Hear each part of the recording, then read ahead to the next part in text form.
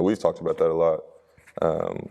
Being where your feet are, not thinking yes, I talked about the process. Yes, I talked about wanting bigger things in life. But if you can't be where you are currently, you'll never get to where you want to be. Yeah. I think that's kind of like what we always talk about is just being where your feet are, being the best you can each and every day, and the rest of it will take care of itself. 100%.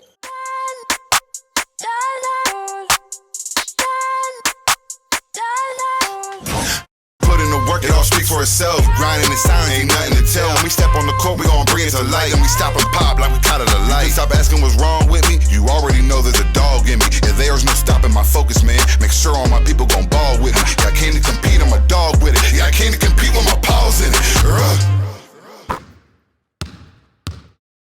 What's up, CTA family? Welcome back to another episode of the Compete Mentality Podcast. The Compete Mentality Podcast exists to motivate, educate, and inspire all of you guys to compete.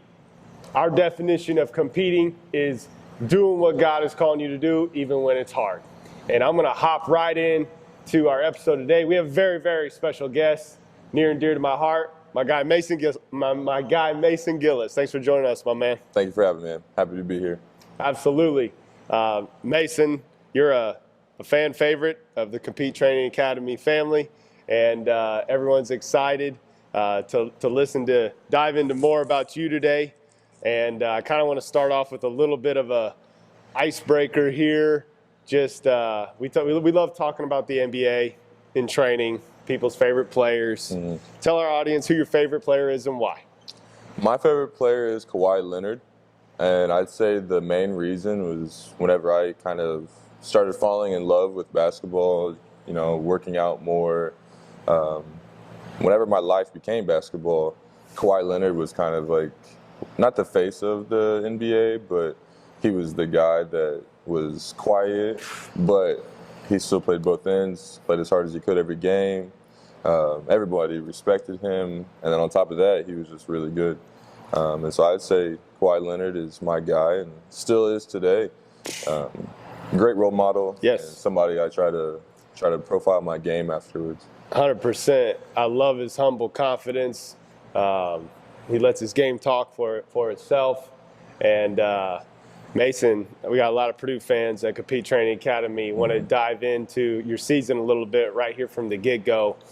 Just got back from Maui. A lot of people don't know, my mother is Hawaiian. My grandfather was born in Honolulu.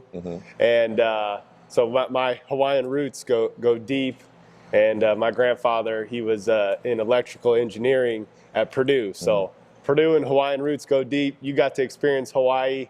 Tell us a little bit about Maui, which congratulations on the chip, but tell us a little bit about Maui. Yeah, it always makes it better when you win. That's first and foremost. We were able to get 3 wins in Maui, secure the championship, which has never been done by Purdue. So that was pretty special. And then another kind of record thing, we at the same time winning the championship that pushed us into the #1 spot. And so that's the first time in Big Ten conference play, or not conference play, but in the conference that a team has been #1 3 years in a row. And so that's just a tribute to all of our hard work. It's not just one guy. Yes, obviously Zach Edey is our guy, but we have a supporting cast around him, and everybody enjoys doing their role. The coaches enjoy doing their role, whether that's head boss, Coach Paint, running the place, or, all of our other coaches. Coach Paint does a great job of delegating to where people feel empowered, people feel like they have a responsibility to help the team, and they're not just there. I think that trickles down from Coach Paint all the way down to our 17th person. I think you're only as strong as your weakest link. But more specifically about Maui, it was beautiful. I had never been to Hawaii, and so I was excited. The main thing I noticed was just the clean air, the palm trees, and the beaches. We stayed probably like a 2-minute walk from the beach. So almost every day we stepped out there and got to walk on the beach a little bit, soak up the sun. And then eventually we won the championship. So we got that night off. Was able to kick back, relax, have a good dinner with our family, and just enjoy the win. So it was a great trip. I'd definitely go back in a heartbeat. I love it. My grandfather actually waved at the Japanese, and crazy. I'm getting goosebumps right now. Today is December 7th, Yeah. which is the anniversary of Pearl Harbor. Yeah, it's crazy. Whoa, we did not plan this out. Not at all. We didn't plan this out or talk about this before We actually got to go visit the That's why I wanted memorial. to Yeah. What'd you It was think? really cool. You know, I thought that stepping foot onto like the campus of the memorial was very eerie. Yeah. Just understanding, well, not necessarily understanding, but knowing everything that went on there. For sure. You know, it's very powerful place. Yes. So we got there and they took us into a kind of a theater, Yep. explained things that went on, Right. kind of like the background statistics of what happened. It was really cool to understand and like listen to hear that. You know, after we went to the theater and got the kind of rundown of Yep. what the place is and what we were about to do, we got on a boat and Yep. it took us out to the memorial, and the memorial was pretty cool. You get up onto a platform. They've made it in the ocean, and you can kind of look out and see where everything used to be. There was a couple ships out there still, and then inside the venue, inside the memorial, there was hundreds of names. So respect to all of them. Yes. Yeah, we appreciate what they did, and we appreciate what everybody's doing now to protect Absolutely. us. So, Salute to all who serve right now, 100%. Mason, I kind of want to dive into your progression as a basketball player. Just kind of we got a lot of hoopers listening to this podcast. Honestly, that aspired to do what you're doing. They got big dreams and goals.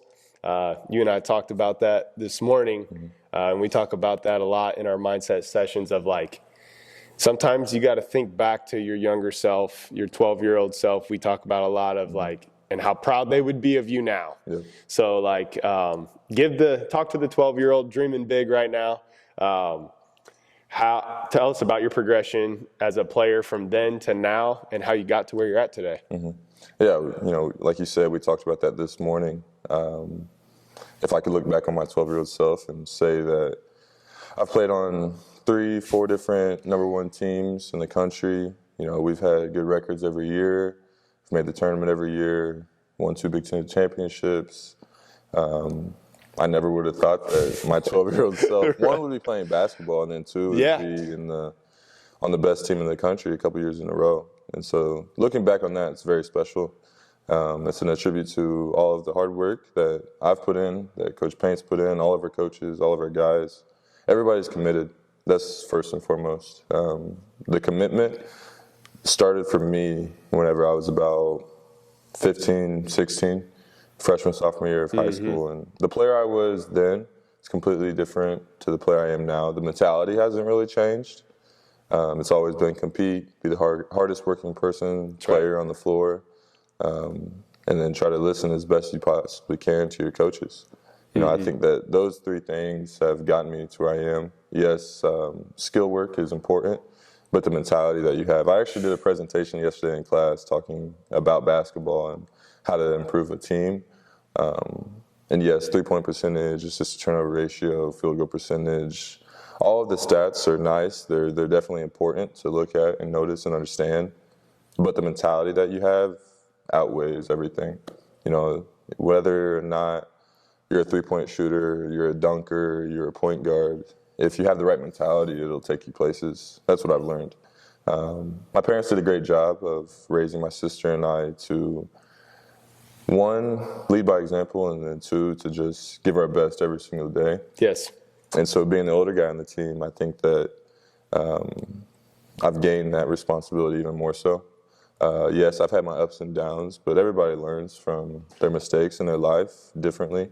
But I'm blessed to still be in the position I am, and being able to be on the best team in the country, it's special.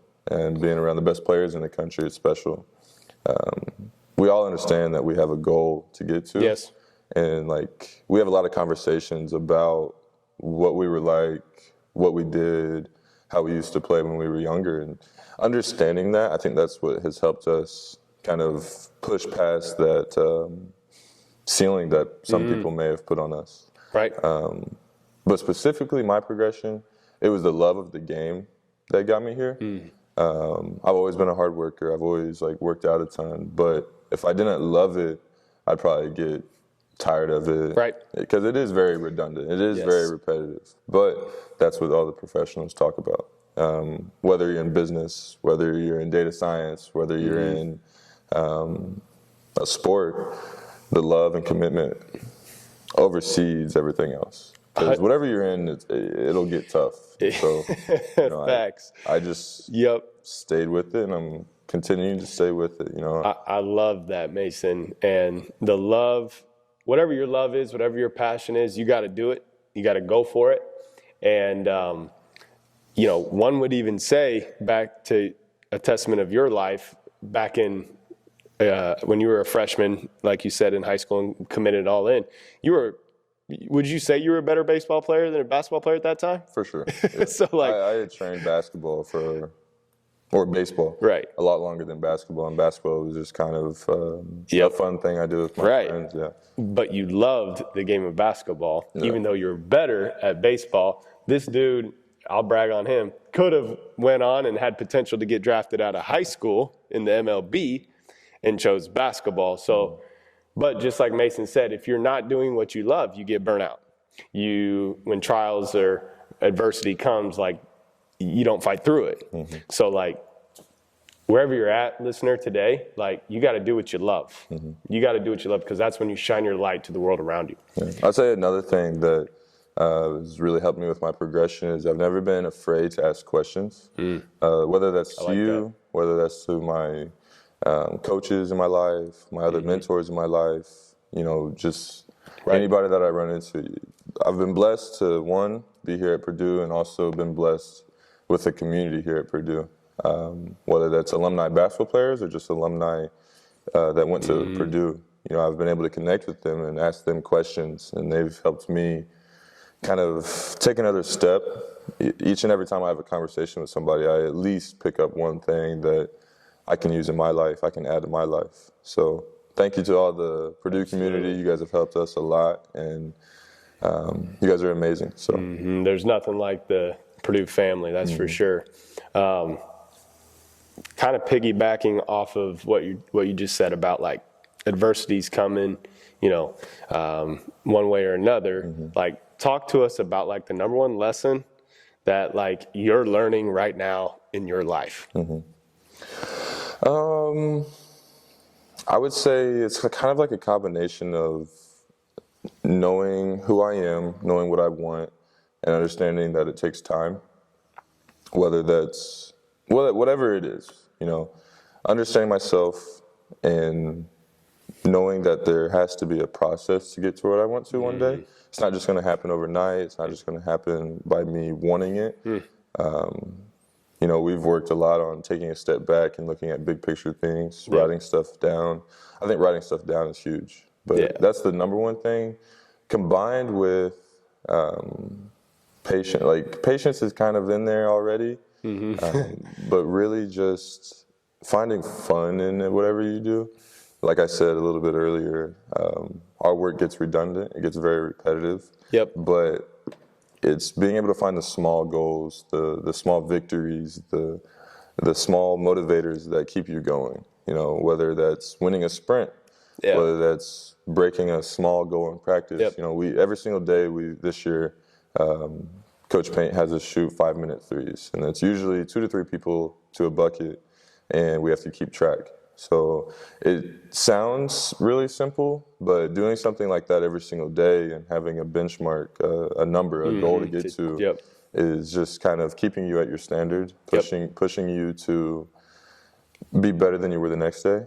And as well as counting in your head as you're shooting. It may sound simple, but whenever you're locked in and you're trying to get a bunch of shots up, and you have to also concentrate on your number, it keeps you where your feet are. We've talked about that a lot, being where your feet are, not thinking, like, yes, I talked about the process. Yes, I talked about wanting bigger things in life. But if you can't be where you are currently, you'll never get to where you want to be. I think that's kind of like what we always talk about, is just being where your feet are, being the best you can each and every day, and the rest of it will take care of itself. 100%. I want to dive into more basketball here and becoming a great shooter. Last year, you set the Mackey Arena record with 9 3-pointers in a game. And kind of like you said, when we talked about your progression as a player from freshman in high school to now, you're a totally different player through hard work, through focusing on your craft, and you can shoot the basketball. You're an elite basketball shooter in this country, in this game. Tell us give our listeners a view of how to become a great shooter. I would say the biggest thing is mentality. Right now, that's the biggest thing I struggle with. I don't necessarily struggle with my mechanics. I've worked on those I'm 23 now. I started really working on it when I was 15, 16. So for those 9 years, I've worked on following through. I've worked on placement. I've worked on getting into my legs. I've worked on the rhythm of my shot. And so that is all hardwired into me. But my mentality, my confidence is what I have to work on every single day. And going into games, going into practice, I do think I could be a little bit more aggressive.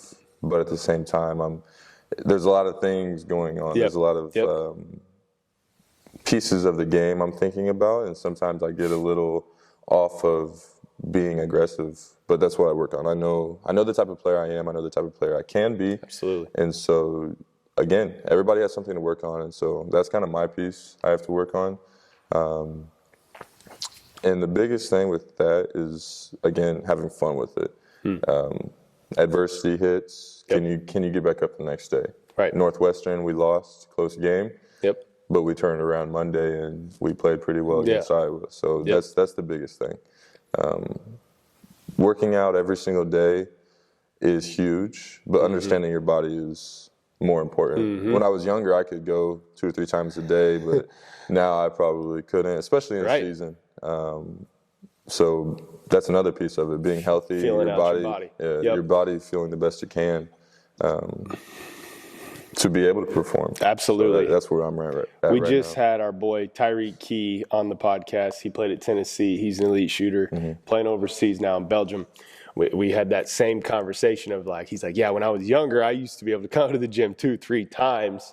And you may do that at some times during the year. In the summer. In the summer. You may do that now. But you got, we say all the time at Compete Training Academy, you feel good, play good. Meaning you're look good, feel good, play good. Look good, feel good, play good. That's right. So when your mind and your body and your spirit all are working together and they feel optimal and primed, that's when you're most. For sure. You're at your prime on the court.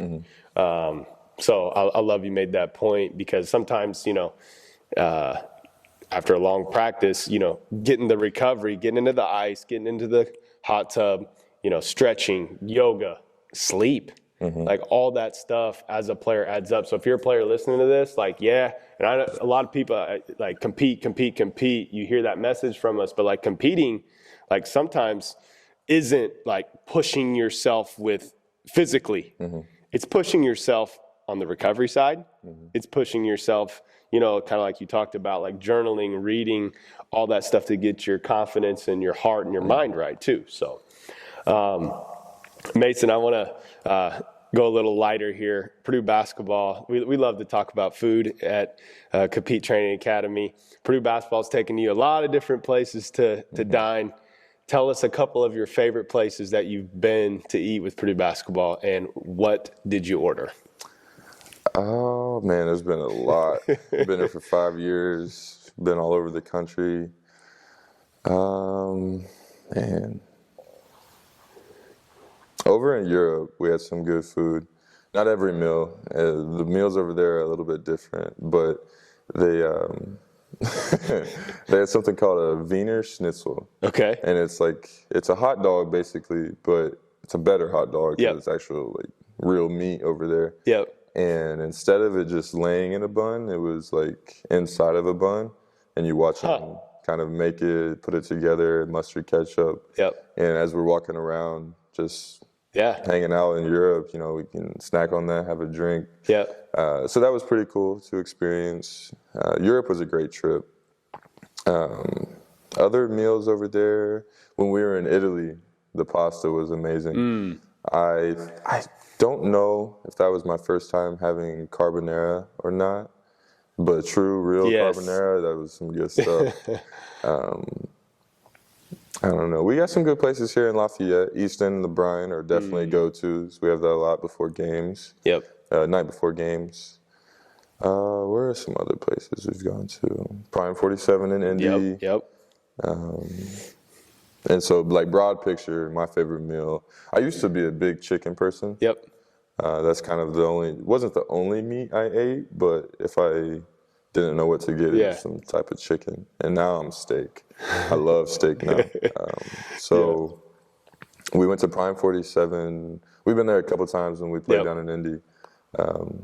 But away from Purdue, away from going to eat with Purdue, I'd say St. Elmo's is probably my favorite place in Indiana. That's so fire. So fire. Mason, kind of as we wrap up our conversation here, I think the thing I love about training you and the thing I love about your game is just that you focus all the time on things you can control. And that really makes an elite basketball player. Like in high school, you really don't understand that. You think scoring is your identity and putting the ball in the goal is your identity. But then as you mature and you understand the game better, you're like, oh man, to make myself valuable for my team, there's a lot more to the game than putting the ball in the hole. And I think that's what Purdue Nation loves about you. Not only do you put the ball in the hole at a great clip, but just the little things that you do of diving on the floor, your ability to defend, your ability to rebound, your toughness. And it's hard to explain. I run into this as a trainer at the barn. It's hard to help players become tough in high school. When did you, when was your aha moment of what toughness was in basketball, and how do you become tough as a player? Before I answer that, I'll say rewind until he started talking, and everything he said between diving on the floor, cheering for your teammates, chasing loose rebounds, getting 50-50 balls. Everything he said is what will get you to the next level. Yes, scoring is important, but everybody can score now. It's about how you handle a bad call. It's about how you handle missing 5 shots in a row. How are you going to treat your teammates? It's about being able to be coachable. And then, again, your mentality. I think that's the biggest thing that leads into toughness. It can't really be taught, but it can. Again, I think my parents parents did a great job of raising us. One, we were tough they were tough on us doing our chores every single day. They were tough on us in our academics every single day. And so that bleeds into sports. I think that the mindset is created outside of sports, and then it bleeds into sports. It's not the other way around. Yes, sports can help bring it out, but I do think that it starts at home. It starts on what you do every single day. You're preaching. Yeah. And so to the guys out there, to the girls out there that want to get to the next level of college, or you want to get on your varsity team, or you want to get on your middle school team, rewind back and focus on the intangibles, the things that you can't control. I saw a video, it was probably yesterday, a couple days ago, an XFL player saw The Rock at one of the practices, some type of an event. I'm not for sure what it was. But the player, again, like I mentioned, don't be afraid to ask questions. He went up to The Rock and basically asked him, how did you get through the story of you having only $7 in your bank account? What was the toughest thing you learned, and how were you able to get through that? Because the XFL player, he had gotten hurt. He was supposed to be really good. He was getting attention. And then it just kind of dropped off, and he was fighting to get back into where he wanted to be. And the thing I took from The Rock was that he understood that it was okay to be where he was at, and he understood that he had a lot more in store for him. But in that time, he had to move back in with his parents. He had to pick up a couple extra jobs. And he said that he went through kind of like a month and a half of depression. He didn't know what to do. He just didn't feel good, but something clicked in him. He was like, all right, I'm getting back into this. He started working out in the gym again and just kind of like spun his life around on his own. And I think that is another big lesson. It starts with you. Yes. You know, nobody can tell you you're going to be this, that, and the other.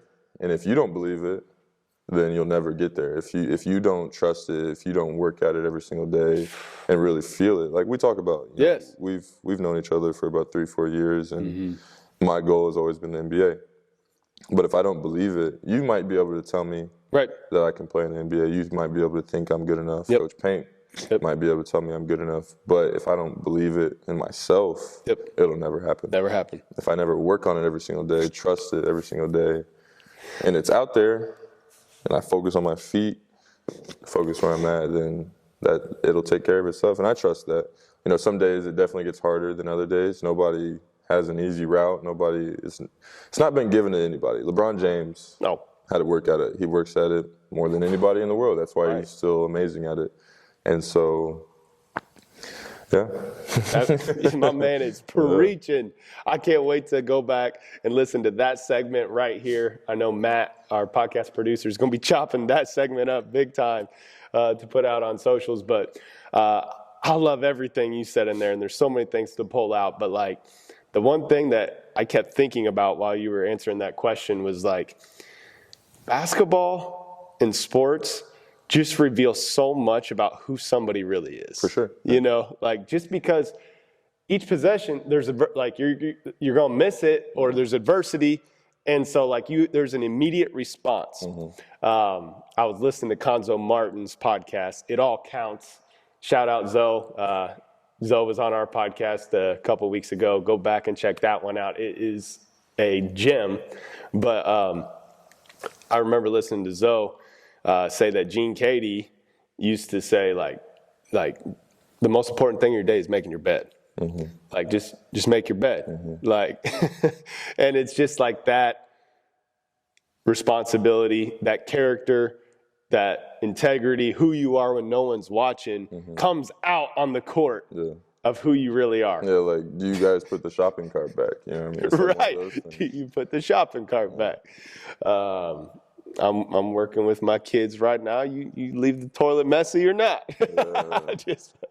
But like, for real though, like, that's what I love about basketball. It brings out who people really are, and you can tell who people are. And I'll challenge all listeners, because we got listeners of all industry and demographic listening, that's true about everyday life, whatever business you're in, whatever you're doing. When the adversity hits, your true colors show. So do a self-audit today, y'all. Do a self-audit. Who am I when adversity hits? Who am I when no one's watching? Mason, I want to go. The thing I love, I absolutely love training you, but I love our mindset sessions and the talks before and after training even more. And iron sharpens iron. I told I get more out of training you, I'm sure, than you do from me. But just like, talk to our youth right now. If you could give yourself, let's just say your 15, 16-year-old self, any piece of advice to close this podcast, what would you tell your former 15 or 16-year-old self, knowing what you know now? I already kind of touched on it, but the first thing I'd say is to not be afraid to ask questions. I know everybody says that there's no dumb questions, there's no bad questions, but at times you still feel like you have a bad question. You still feel like you might have a dumb question. Don't be afraid. Like, if you trust that person and you know that person and you've built a relationship with them, then there's no reason to feel like they're going to judge you one way or another. And if they do, then that's on them. you're just trying to learn, you're just trying to improve yourself. So like being a 15, 16-year-old person, you really don't know anything. You might think you know some things. I'm 23 and I still don't know everything. And I know that. I know I have a lot to learn, and that's why I continue asking questions. That's right. I'm okay with that. But the other thing as a 15, 16-year-old is to be okay with not being okay. At that time, I felt like I needed to know where I was going to school. I needed to know if I was playing baseball or basketball. I felt like I needed to just be like certain of where I was going. But my mom kept reiterating, because I was bummed. There was people getting recruited ahead of me, people getting more attention, people quote unquote being cooler. And so I was kind of like bummed like that. I wanted to be the top dog. I wanted to score all the points. I wanted to do this, that, and the other. But my mom always reiterated to me, she was like, if you, like we talk about, if you want something, it's not going to happen tomorrow. You have to really believe in what you want, take the time, decide a plan, decide a process of how you're going to do there, because you can't just throw darts around and hope that it hits. You got to come up with a plan. If you need help, don't be afraid to ask a question. Hey, can you sit? This is where I want to go to, or this is where I think I might want to go to. Can you sit down and can we write like a plan out? Right. As simple as that. Yep. You know, whether or not they can help you, they may be able to point you somewhere that person can help you. And that's also what I've learned in like business school. Knowledge is huge, but connections are a lot more important. Who you know in the world will take you a lot more places than kind of what you know as yourself. So asking those questions and then just making connections and having a personality, I think that's the biggest thing I've learned throughout this time. Being able to converse with people, look them in the eye, shake their hand, look them in the eye, stand up whenever you're meeting somebody. I think those kind of things trickle into how you play on the court. Like, we have rebounder, jammer, safety responsibilities. Okay. So, like, anytime a shot is up and we're playing defense, we have a person that's supposed to get to the keyhole. I'm supposed to rebound every time, and then we usually have one or two safeties on the court at all times, and they're supposed to get back to protect our paint. And so that's a part of like doing your job every single time. Right. Whether you're tired, whether the ball is going in, whether you don't want to hit that alarm in the morning, you have a presentation the next day you don't want to give, anything you can think of, being able to do what you're supposed to do when you're tired, when you don't want to, I think that's another big key, because it'll instill that discipline, that commitment. And eventually, if you can find the small victories in it, the love for it, you'll soar. Man, that's a golden answer right there too. And you're inspiring me, myself. Once you feel like you've arrived, you're done growing. Ask questions. Don't be afraid to ask questions. People ask me all the time, like, what's the quickest way to level up my mindset? There's no quick way. There's no quick way at all, for sure. It takes work every day, but I always say, hire a coach. Hire a coach. Hire somebody. I have 3 coaches in my life. I'm honored to be your mindset coach and trainer. Like, you have to hire people and be around people that know more than you, that you respect, that you love, that you trust, that have good energy. I saw an awesome quote on social media the other day, like, if you hang out with 3 alcoholics, you're going to be the 4th. If you hang out with 3 drug addicts, you're going to be the 4th. The 3 to 5 people you're around. If you hang out with 3 pro hoopers, you're going to be the 4th. If you hang out with 3 positive people, you'll be the 4th. If you hang out with 3 negative people, you'll be the 4th. So I want to leave you guys with that. Evaluate your circle of influence, the people that you're around. Keep your circle small, keep it positive, keep it inspiring. And guys, remember that competing is doing what God calls you to do, even when it's hard. Mason, thanks for joining us today on the podcast. No problem, man. Thank you for having me.